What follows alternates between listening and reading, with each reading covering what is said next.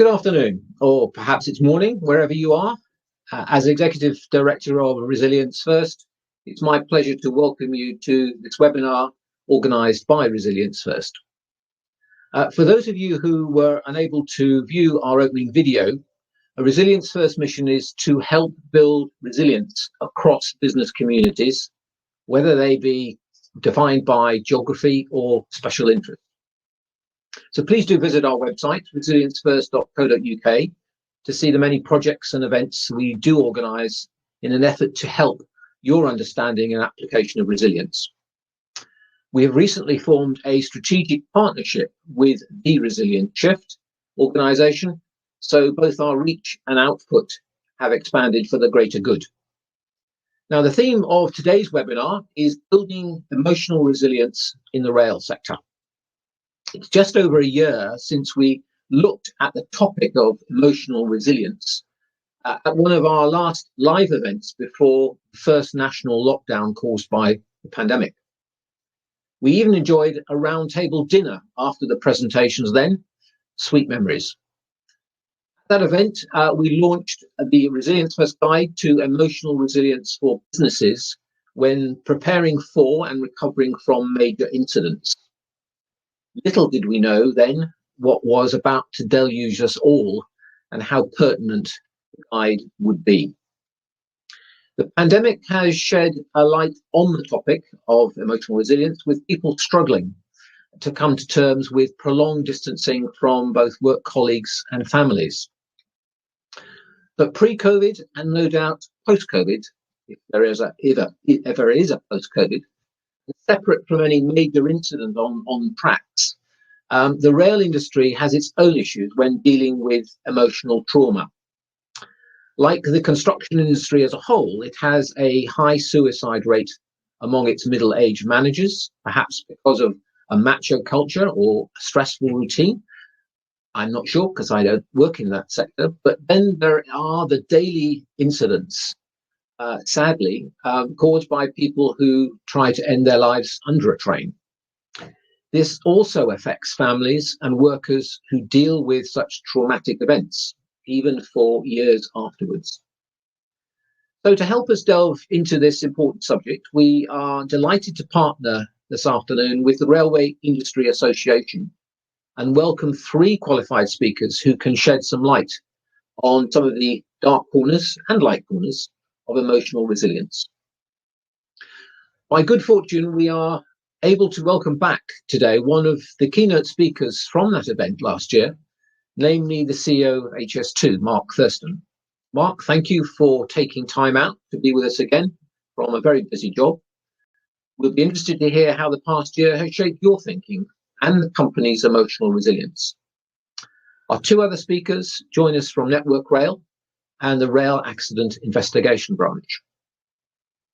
To lead us through the proceedings, I'd like to introduce our chair for the session, Dr. Liz Royal, who is Director of KRTS International Limited, who happens to be with us also. It therefore is a class reunion today. Liz will offer some opening remarks by way of scene setting and will then introduce the other speakers today. Throughout the session, I encourage all those listening to ask questions of the speakers by posting brief questions in the chat box to the right of your screen. I'm sure the chair will pick up as many of the questions as she can in the Q&A session we have in about 45 minutes time. With that, I'll pass across. Liz, the virtual floor is yours. Thank you. Thank you, Robert, and for inviting me to chair this panel. I'd like to set a little context to the topic of major incidents and trauma before passing over to the speakers. Managing trauma is certainly different to promoting general emotional resilience and well-being, or indeed to responding to mental health issues such as anxiety and depression. Without doubt, the impact of a major incident on individuals' personal lives can be immense. It's not unusual for people to feel angry, distressed or confused. Shame and guilt and a fear of being seen as vulnerable can mean that reactions are hidden. At home, families may struggle to understand these responses and feel disconnected and helpless.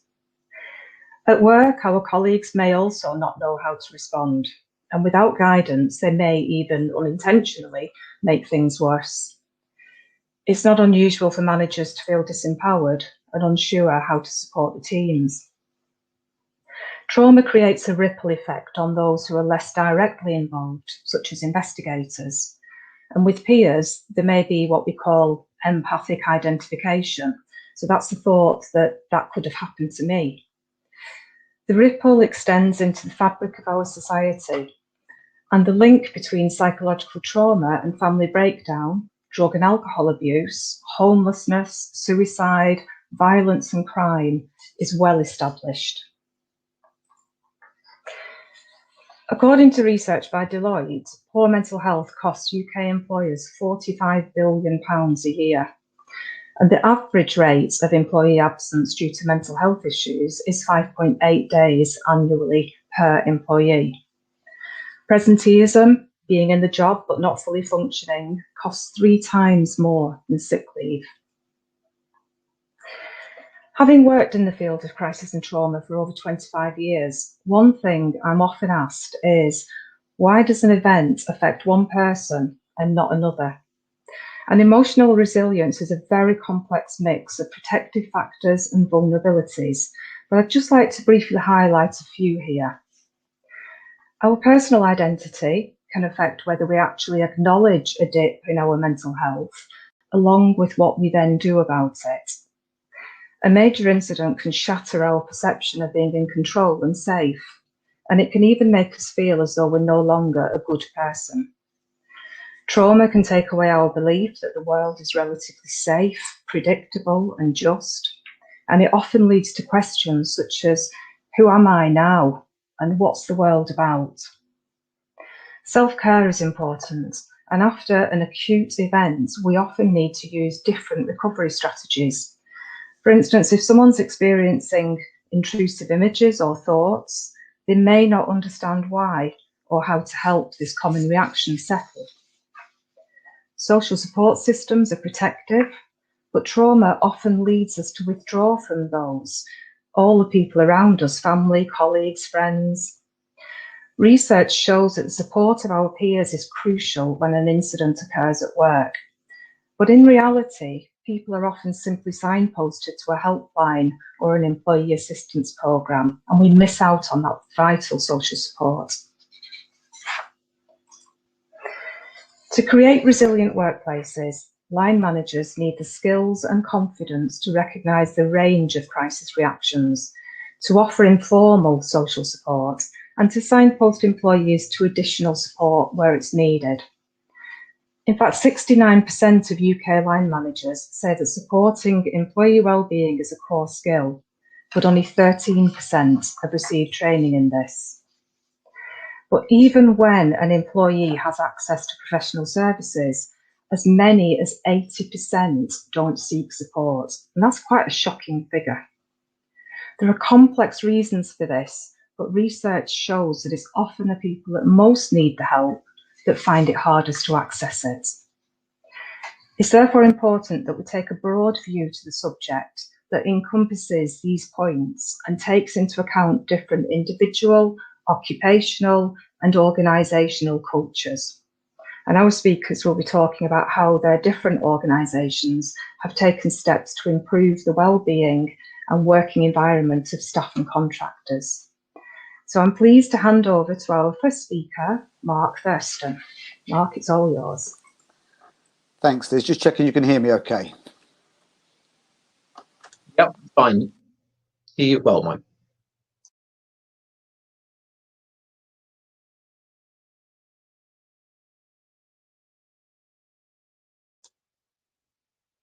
No, Mark, you've now gone silent. Try again. Try that now. Is that okay? That's better. Thank you. Apologies. Well, thank you, Robert, and thanks to everybody, having me this afternoon. As Robert said in his introduction there, I had the pleasure of speaking at one of the early Resilience First events, and as Robert says, if only we'd known what we were talking about then, and the way the last sort of 12, 15 months has played out for us. I just want to build on what I said, and I'll recap actually a little bit about what I said over a year ago. And I've really got sort of 4 points or perspectives on this, and then give a chance for the other speakers to come on, because they bring, I think, another more sort of acute lens on this subject. And hopefully some of what I'll say will complement what Liz said in her opening remarks, which will prompt some good discussion and questions. Firstly, I think we need to look at this as a sector, and HS2, ultimately we're building a railway. This is about the sort of interplay between resilience and the rail sector, but we won't be a railway for some time. So for some years yet, we're a construction project. And if you look at the construction sector, it's done a great job over the last few years on safety. And if you think about, you went to a site, whether it be PPE, signage, the way you check in and out of site, even through COVID, the way we sort of handle the isolation factors on site, dealing with hazardous materials. There's a lot of good work goes on around safety in construction, but I think mental health continues to be an area where we've got more work to do. And we know construction workers are several times more likely to commit suicide for their ages, mostly sort of men between the ages of 20 and 50. And in fact, the data shows that self-reporting of illness sort of drops at all levels in organisations and over the last year or so. And again, the data tells us that a lot of that isn't just through people are sort of would more likely to report if it was a physical issue, but less so a mental issue. And of course, if you overlay then the sort of backdrop of COVID, the sense of isolation that many of us have felt over the last 12, 14 months, sort of family and friends being vulnerable, dealing with employment security, and of course, in some cases, people have had to deal with bereavement firsthand. So you get this sort of layered approach of, a high degree of sort of suicide risk. And, what do we need to do as employers in that regard with that as a backdrop? And certainly now at HS2, we're some 15,000 people working on the project. That number will grow to some 22,000 in the next 12, 18 months. And we're going to peak at about 30,000. So we have an obligation, and very aware, how do we sort of keep a safe and well and happy workforce for some years to come. So I think that was sort of point one for me. My second point then is sort of our experience specifically in HS2 over the last couple of years. Many of you would have sort of observed the challenges we've had, political challenge, the Okavi review.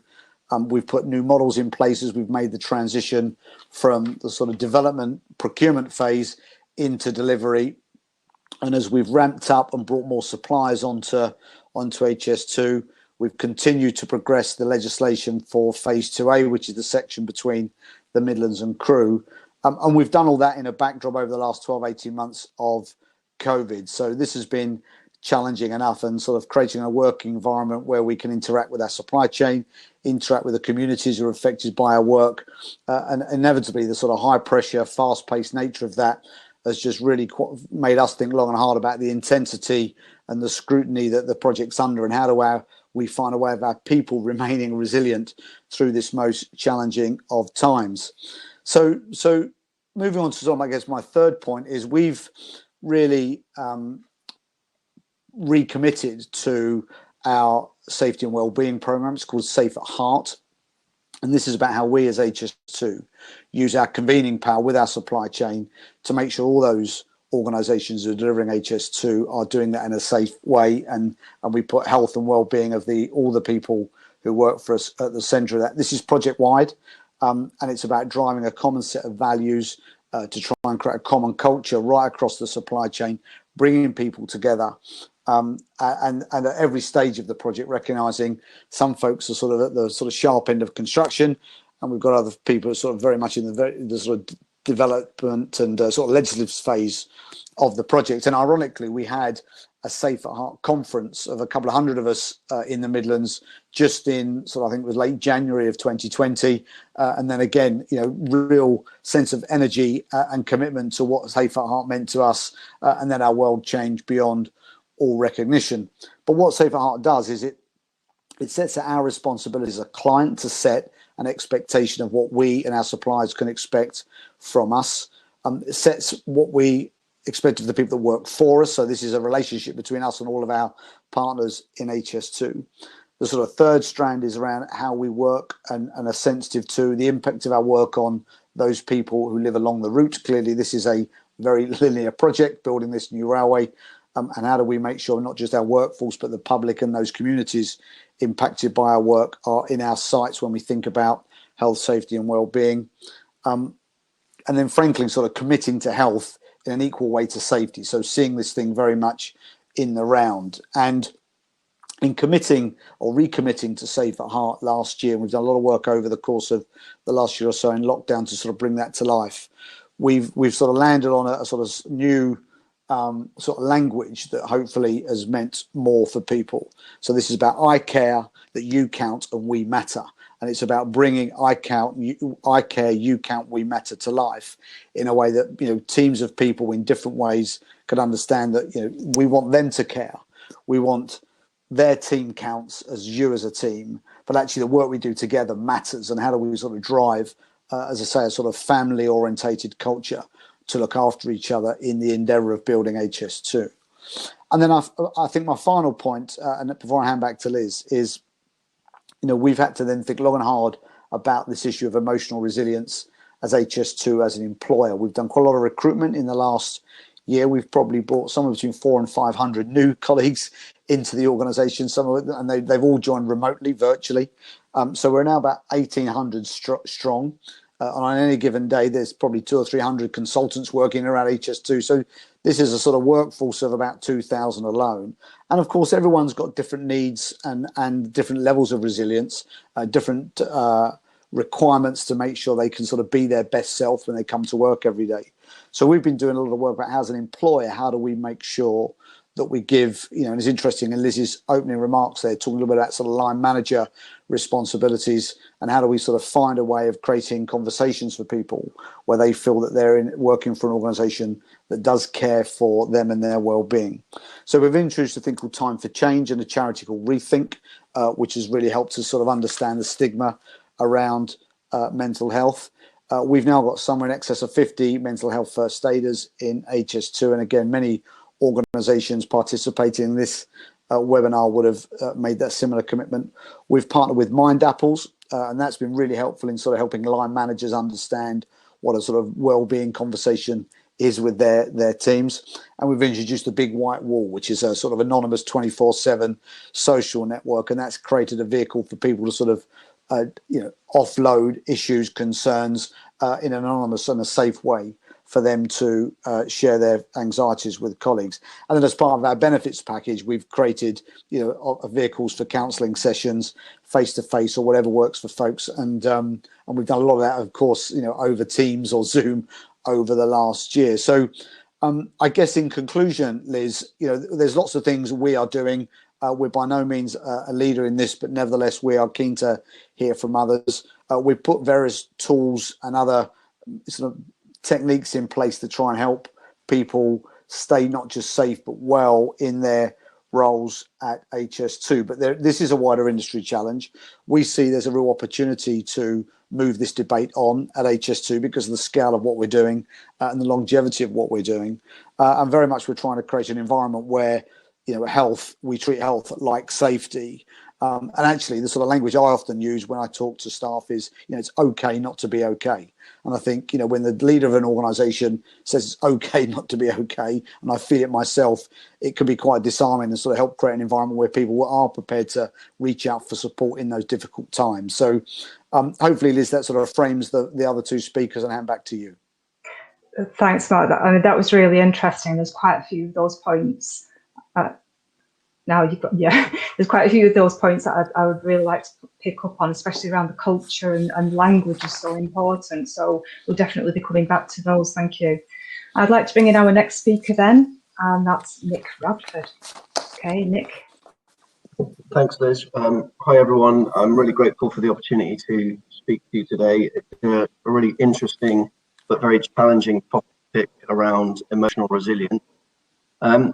So in that realm, emotional resilience poses a significant internal and external challenge for not just Network Rail, but the railway as a whole, as I've heard already so far today.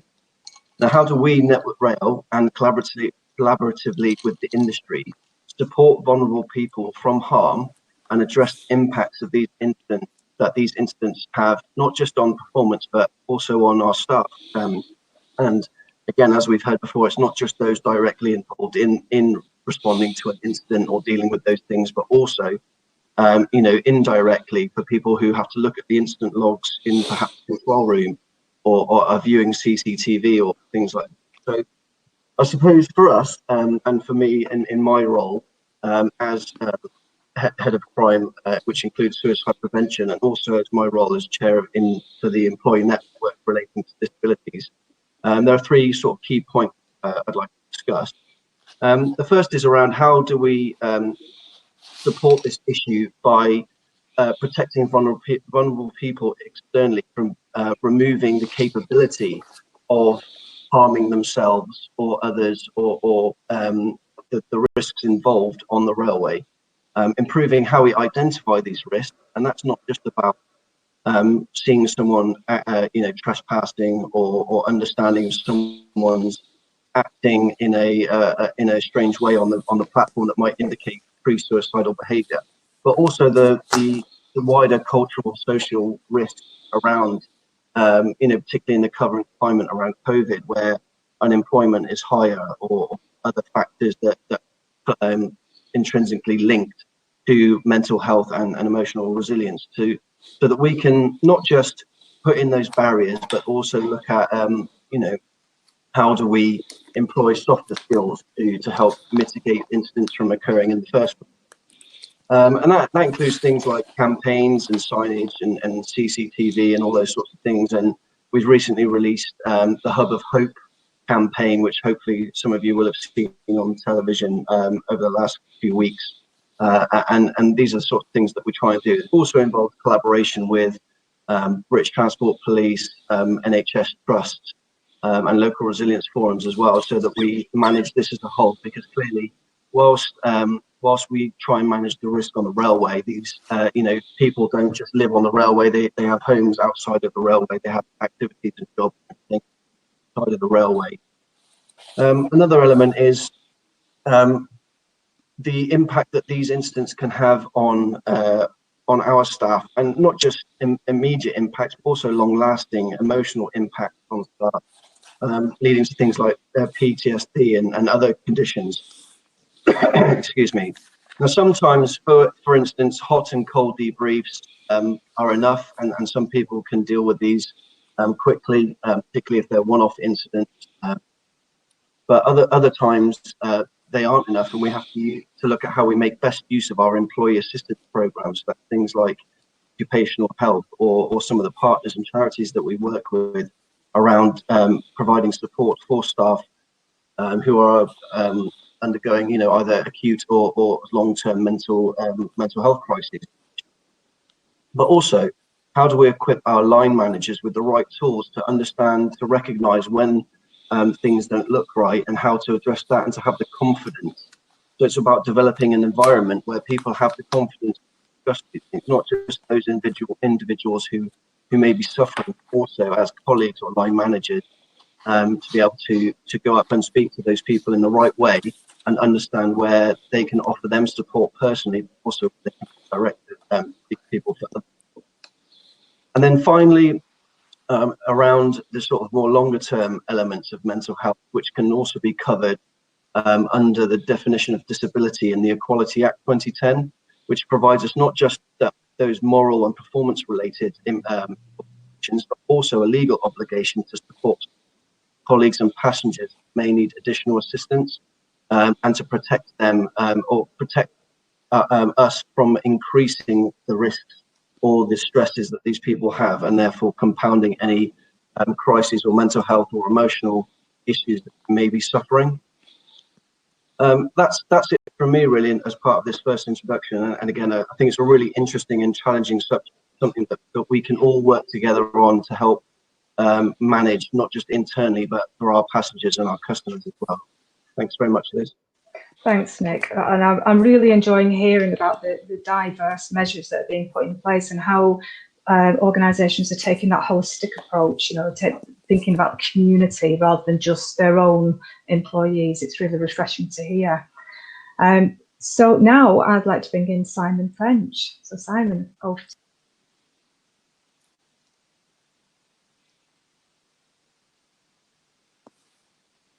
you. Microphone's off, Simon. There we are. Good afternoon. My name is Simon French, and for the last 16 years, I've been a railway accident investigator. And for the last 6, I've been Chief Inspector of the Rail Accident Investigation Branch. So that's me. That's the intro. I have a great job. It's a fantastic job that's kept me in touch with every conceivable facet of this complex and multi-dimensional industry. And I get to meet the people that make the railway happen, day in, day out, come rain or shine or pandemic. Dedicated professionals at every level of their organisations, from train cab to the boardroom. I also have had the privilege of meeting families of those affected by accidents and observed firsthand their incredible fortitude and dignity in the most difficult of circumstances. As investigators, we encounter the dreadful impact of the very worst that can happen to people. The safety of train travel is taken for granted by those who travel by train, and rail accidents are incredibly rare. Consequently, the emotional impact of railway accidents is magnified by shock and disbelief that such an event could ever take place on a modern railway system. The toxic ripples of emotional harm following an accident travel far and wide and cause untold damage to those they encounter. For those who survive such events, trauma can exacerbate any physical injuries that have suffered. And others may have been witnesses to what has happened, or may feel that their actions or inactions may have been a factor in the outcome. For families and friends of those who have died, the feelings of loss and shock are often compounded by lack of understanding as to the cause of the accident. I and my colleagues have observed just how far these ripples of emotional harm travel. The psychological impact of an accident spreads beyond across the entire industry through mess rooms, boardrooms, and people's homes. Managers and industry leaders will so often question their own role and wonder what they could have done differently to avoid such a dreadful outcome. And this is a burden they must carry whilst also focusing on restoring operations, addressing immediate safety planning, and rebuilding the confidence of staff and stakeholders. Of course, these ripples keep going and inevitably reach those who go to a site and deal with the aftermath. This includes the emergency services and railway recovery teams, and of course, accident investigators.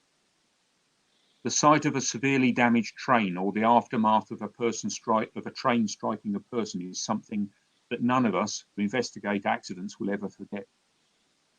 It lodges in our memory and reminds us of the fragility of human life and the capacity of order to descend into chaos in a matter of seconds. So, and this is what we're here for, what can we do to protect ourselves and our colleagues from the effects of exposure to the very worst that can happen? Now, I can only speak from my own experience and the experience of RAIB, and I hope it helps others to reflect. I see 3 key strategies. The first has already been referred to, and this is based on the support of friends and colleagues. Our experience, my experience, and academic research shows that the ability to talk about a shared experience and the feelings that it might have invoked can make a real difference and help us to recognise ourselves if we are struggling to cope. This strategy very often will start in the hotel restaurant when colleagues meet to discuss the day. In our AIB, we follow this up with a chat with a trained TRIM practitioner who has been selected from our team. And these practitioners are trained to understand the effects traumatic events may have on people. TRIM is a peer-led trauma risk management system, first used by the Royal Marines and now used in the UK military and emergency services. TRIM practitioners are not counsellors or psychotherapists, but are able to detect early signs of traumatic stress and problems and facilitate additional support for those who need it. The second strategy is based on trying always to minimise the impact of our investigation on the emotional well-being of those we engage with. We train our inspectors to deal sensitively with those that they interview in the aftermath of an accident, which is never easy, and the families of those who have lost their lives. This training, This concern for the well-being of others is primarily driven by a concern for their well-being, but also has proved to be the most effective means of obtaining information that is crucial to the investigation. The last point I want to make relates to the third strategy, and this is based on the simple idea that we are stronger together. I believe that the ability of railway professionals to cope with a crisis is influenced by the culture of the organisation they work for and the way their leaders react to adversity. Of course, when things are at their worst, people will look to their leaders for direction and calmness under fire. However, they need more than this. They need to see that their leaders, managers, and colleagues understand and share the emotions felt by so many people in their team. That sense of shared pain and determination to find a way through to better times is, in my opinion, crucial to the emotional well-being of so many following railway accidents. So thank you very much. Thanks, Simon. I'd like to ask all our speakers now if you could all unmute yourself and turn your cameras back on. And what I'd like to pick up on first is this issue of Simon that you've just brought forward, Simon, about culture. There is a saying, culture eats strategy for breakfast. So you can actually have a really good strategy for supporting people, but if your culture isn't right, it's not going to happen. So my question for the panel are, what would you say are the key factors in an organisation's culture that will impact on emotional resilience, whether that's positively or negatively? Do you want me to kick off, Liz? I would like somebody to kick off. So if you would like to, Mark, you're very welcome. Yeah, no, and yeah, we're still very much a work in progress on this subject at HS2. The organisation I walked into nearly 4 years ago had come out the back of quite a bit of organisational change, moved the centre of the HQ from London to Birmingham. I was the third CEO in about 7 or 8 months. So, and it was, and it struck me as a sort of, more than I realised actually, the sort of the sort of idiosyncrasies of the company had meant that, and the sort of the turbulence, I guess, of the sort of 12, 18 months before I got there, had a more sort of negative impact on the culture of the organisation than I would probably ever realised. The sort of brief I got when I walked in was, this organisation needs some sort of TLC, it needs some tender loving care, and we need you to get your arms around it and sort of start, the people in the organisation to feel better about what they're doing. And we've, and there's been no, this audience will know that there's been no silver bullet on that. We have our 4 corporate values, and we've brought those to life. I was at a values awards 2 values awards sessions today. I've changed most of the leadership team, so there's a sense of unity around the purpose of the organisation that we've just tried to share with the employees in the supply chain, but also we bring to life through the voices and the behaviours and the language that the senior team use. So I think the shadow of me as CEO and my exec team is important. I've done a lot of work with my board to get them as a sort of non-exec group sort of more aligned, I guess, to what I'm trying to do inside the organisation. As we've brought our supply chain on for our major contracts, we've gone to great lengths through the sort of startup process to sort of align them to the sort of core values of the organisation and what's important for us and the guiding principles that we see as important to the success of HS2. And I could go on. So I think, and then I talked in my talk about some of the sort of techniques and stuff that we've and tools we've introduced, line manager training and some of the other sort of online tools that give people a sense that we care about them, that we've put their health and well-being alongside the safety of the workforce and the safety of the people that are impacted by our work. And we openly talk about it. And it's a very, in the way that I'm sure it is in Network Rail, it's a very relevant and authentic and contemporaneous conversation. This is sort of just now part of the DNA of who we are. Recognising we're putting thousands of people at work and that's a growing workforce, then we just need to sort of continue to reinforce that. And actually what's been really pleasing over the last sort of 12, 18 months actually is that, and bizarrely through COVID, our engagement scores with employees have gone up. The sense of well-being of employees has actually gone up because, we've really sort of dialed up our interaction with employees, given them a voice in how they want to work in a way that keeps them safe and well through the pandemic. And actually, looking forward, and I've only got a conversation with my exec this week about, what does return to work look like at HS2? And how do we sort of hang on to the good stuff that actually has sort of become the glue that's bound us together, and to your point around culture, been absolutely instrumental in helping us navigate through the last 12, 18 months. And how do we hang on to some of that stuff in a world where we find, I guess, some sort of hybrid model as we go back to work and start to sort of use the office as well as home as a place of work. So, but as I said, we're a work in progress. I wouldn't give us much more than a 6 or 7 out of 10. Some of my colleagues would probably score us higher, others will be lower. But, and of course, the job changes. So we move through different phases. So as we bring the supply chain in, and there's more of them than us, we need to, again, think about how do we dial up or down the things we're doing. I was struck by the stronger together point that was made by Simon, and how do we create a space for people to have conversations, and that saves space, even though the demands of the job are no less demanding. So it's a proper wicked problem, multifaceted, and we spend quite a lot of time thinking about this as a leadership team. Simon, do you want to join in there? Yeah, I clearly wouldn't disagree with any of that. What I would say, because you asked about culture specifically, and I would identify openness and honesty as absolutely fundamental, enabling meaningful conversations and enabling conversations about feelings. Now, I've been in the industry a hell of a long time, and I spent 6 years on high speed one, so I've done it before, Mark, but on time and on budget too, sort of. And so I've been there, I've done project work, so I know the environment Mark's referring to. But I look back on my career, and you hardly ever talked about your feelings. You never actually said, I feel this. You said, what's the next problem to solve? It's very, and that, you have to start in a small way and gradually open the door to it's actually okay to talk about how you're feeling today. Right, as in this country, we tend to say, how are you? I'm fine.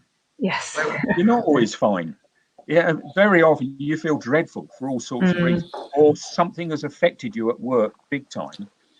And that's something I've had to learn myself, is how to actually acknowledge that thing that happened yesterday has really upset me. Yeah. And I've talked about how I feel about it before moving on to the solution. And that's part of it, is that open and honest conversation. And I guess what you were saying there is, again, then about, in order to be able to do that, you need somebody who can receive that information. And you were talking about the peer supporters and those informal networks as well, how important they are. Well, in our work, the informal network is everything, because being to a dreadful accident site, that sit in the restaurant talking through the day is probably the single most important thing you could do. It's your colleagues, people around you that make a difference. One of the things that you mentioned, Nick, was about this sort of the wider community changes, sort of seeing yourself as part of that. Do you think that there is more of a move towards this social responsibility amongst organisations? Is that something that you're seeing? Yeah, absolutely. And I think even over my short time in the railway and 3 years, and before that I was with British Transport Police for 9 years, we've seen a much more a shift around how do we support people, whether they're vulnerable or whether they're just travelling. And that links in as well with everything around diversity and inclusion, and making sure that we're not just providing a service that is one size fits all, but that we can tailor it so that if someone is feeling vulnerable, and that's whether that's a passenger or a member of staff, that we are acknowledging that and having the things in place that build the confidence for those transparent and honest conversations that Simon was just talking about as well. There's definitely a shift around how do we increase our corporate emotional intelligence. For me, part of that is very much about language, and I know a couple of you have picked up on that. And what I tend to notice is that the language that we use around the subject is peppered with words like support and help and struggling and coping and vulnerable.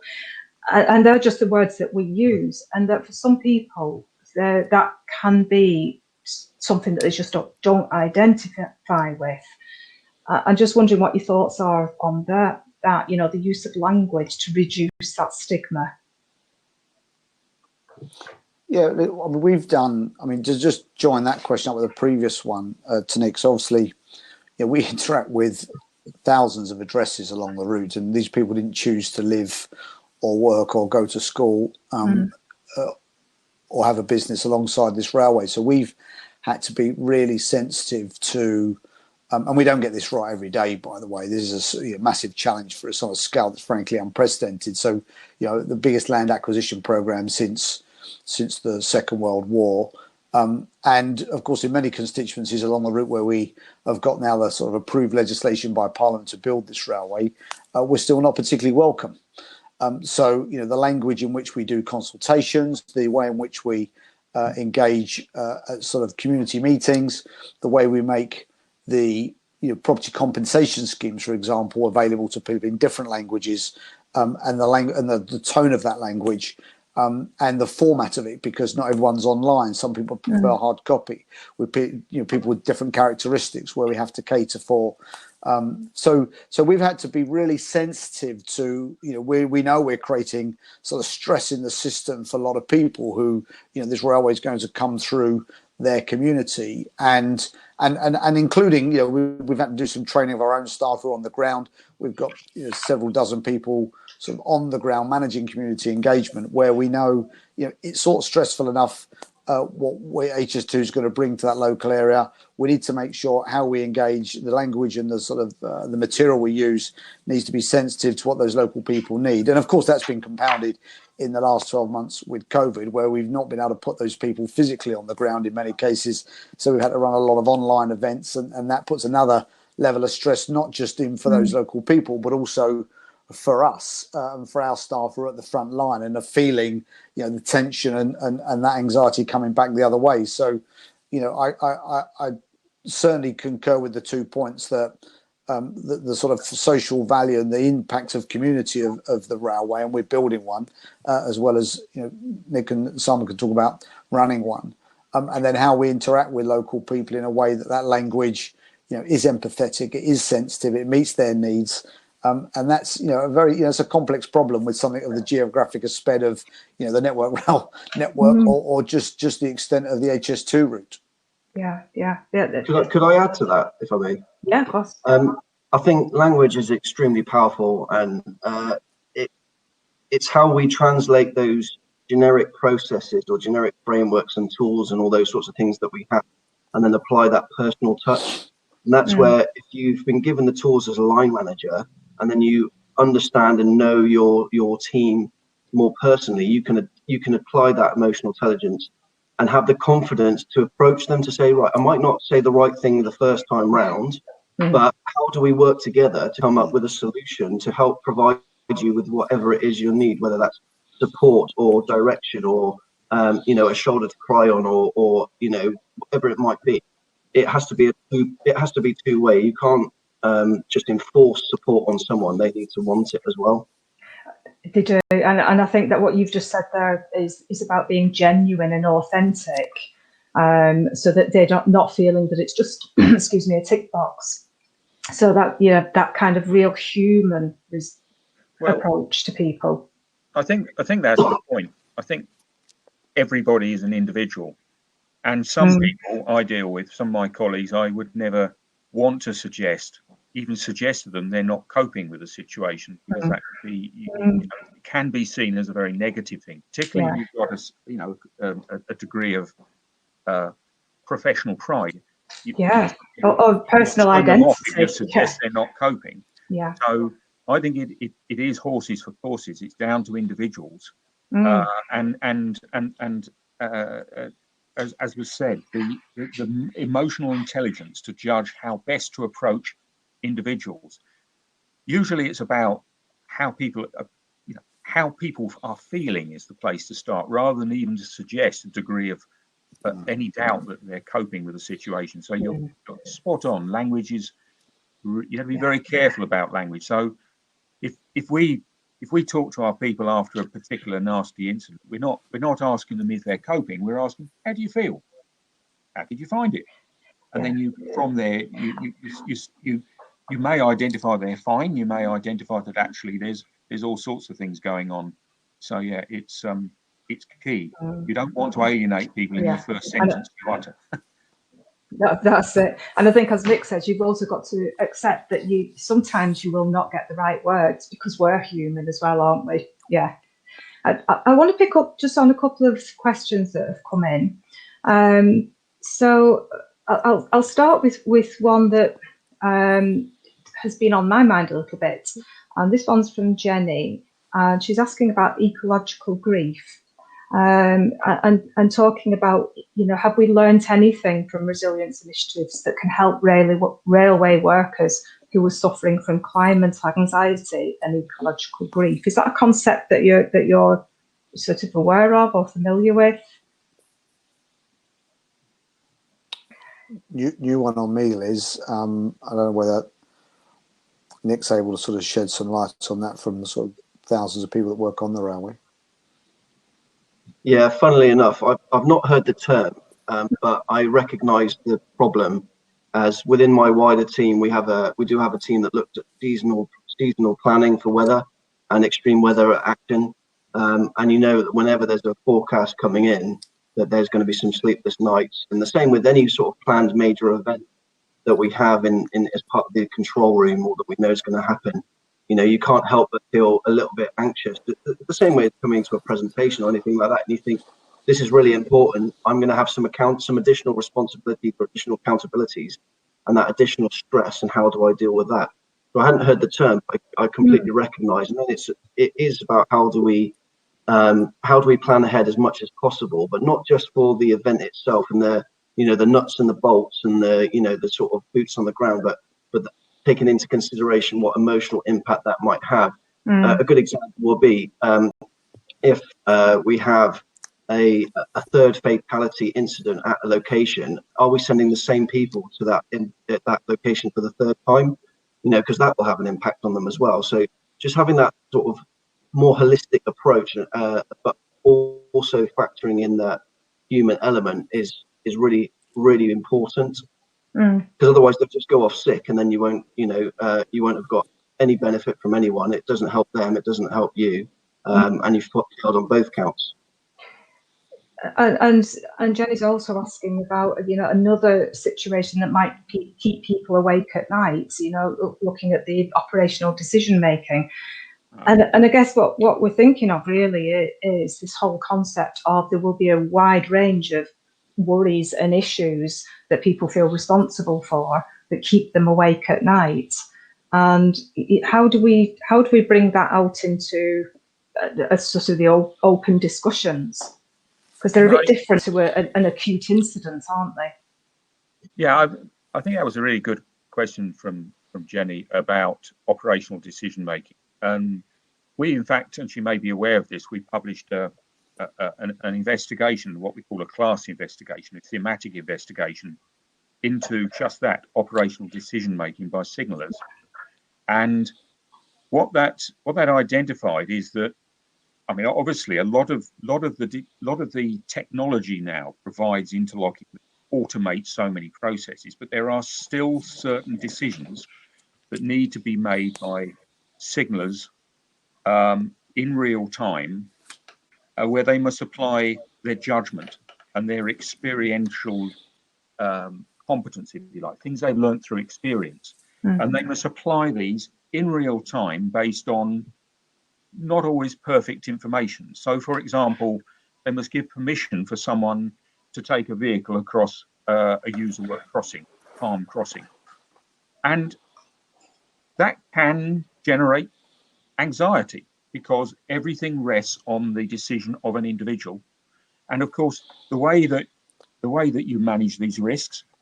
Well, of course, you need to focus on training.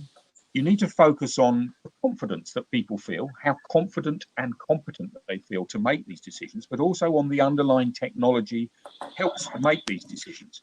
So I think designing in systems that provide clear information to people who have to make safety critical decisions is a well-being issue. It's quite appropriate to raise it. And Jenny was right to ask that question.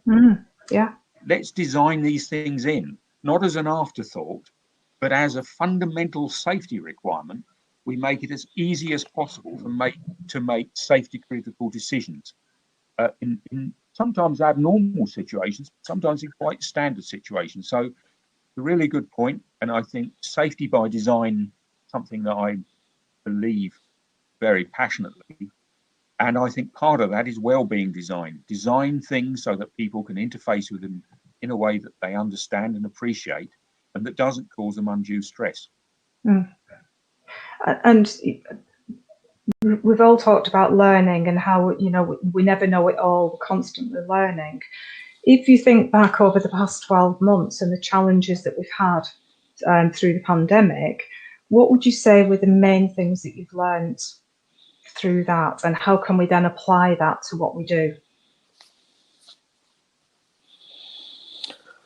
If I may, just to kick off on that, we've probably been a lot more thoughtful and deliberate around our engagement with staff over the last year because of the nature of the beast. We weren't in the office, and we've talked more openly. And some of the themes today, we've consciously introduced time in meetings or in around staff gatherings to talk about well-being and give voice to. We have a workplace forum, so we give make sure the workplace forum on behalf of the staff is given time to how do people feel, how do they feel about working from, how do they feel about going back to the office? Recognise we've been through various waves of lockdown. And as I said, we've sort of dialed up and we've sort of really come to the fore as our conversation around our values. And when we talk about values in the company, we encourage people to sort of what it means to them. So there's this point around how do people feel about integrity or safety or respect or one of our core values.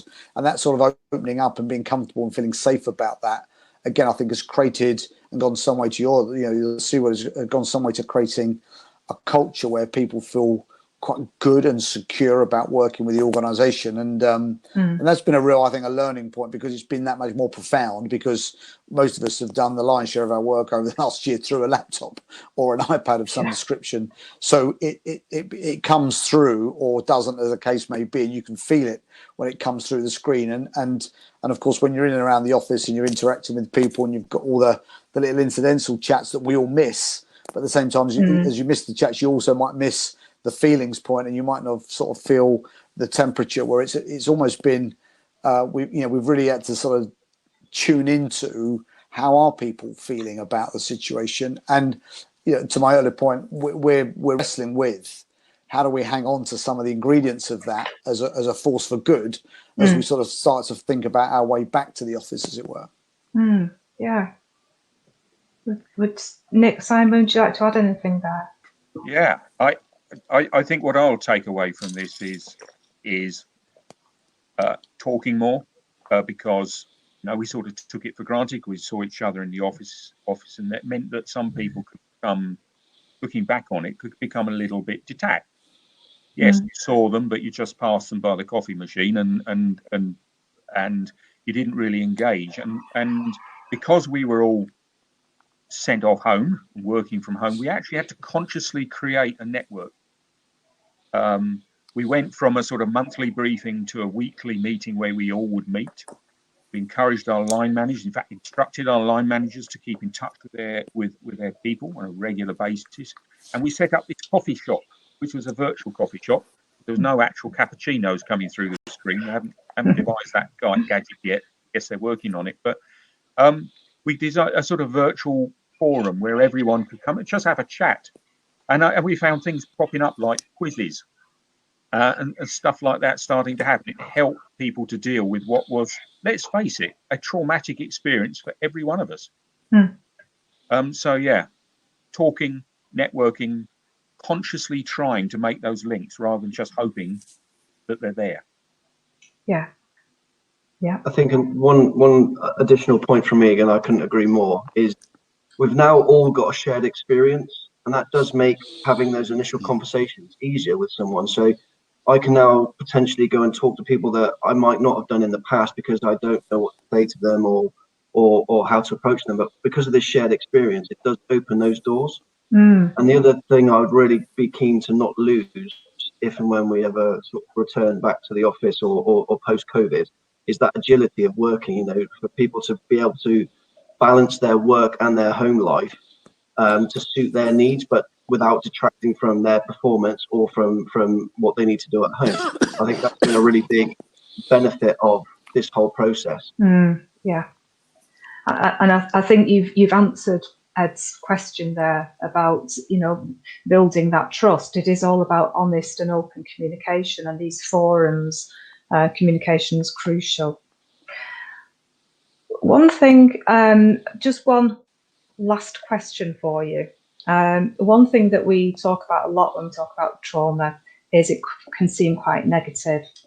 And there is a concept called post-traumatic growth, whereby we are stronger, we come through things, and we are more resilient. Is that something that you see or you've seen? If I could come in there, I absolutely, particularly through my role as chair of the Disability Network, where I do hear stories around people's personal trauma with disabilities, as well as having dealt with difficult incidents. There is an element of, once you've hit bottom, you can build yourself back up, and you can build up those coping mechanisms, and you can become back stronger. It doesn't happen all the time, and it's obviously very difficult to do, but it is definitely something that you can see in people once they know that they can survive something, whatever it might be. If it happens again, or if they feel the trigger points occurring for a future incident, they can intervene more quickly or do something, or know how to cope with it. So I absolutely agree that is something that I've seen. Okay. I'm going to draw the question and answers to a close now, because I'm getting the minutes warning from Robert. So I'd like to thank our speakers, all of you, for your input, and our participants for taking the time to attend. We've had some great questions here. We could talk trauma all day, I think, but unfortunately we're limited. For me, one of the things that is vital when managing a major incident is that we take this multi-layered approach that you've all described, and we look at meeting the diverse needs of people. One-size support just does not work. It's very rarely effective. Responsibility definitely needs to run through all levels of the organisation, and we need to also check constantly that what we're doing is working. So this evolving learning. I hope that everybody's found the webinars thought-provoking, and that you'll be encouraged to keep learning about the subject. I've been immersed in this topic for many years, and I'm still finding new and innovative ways to help people in organisations. So it's always endlessly fascinating when we start looking at the human mind. So I hope people have taken some nuggets away from today. Thank you, everybody, and I'll pass back to Robert. Thank you, Liz.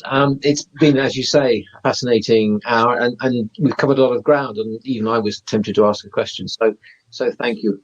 On behalf of Resilience First and all the participants, I'd just like to say thank you to Liz and to the speakers for their contributions today.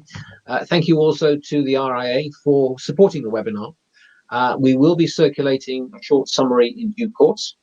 So it only leaves me to say thank you, and please join us for our next webinar, which is on the 28th, when we're looking at flexible working.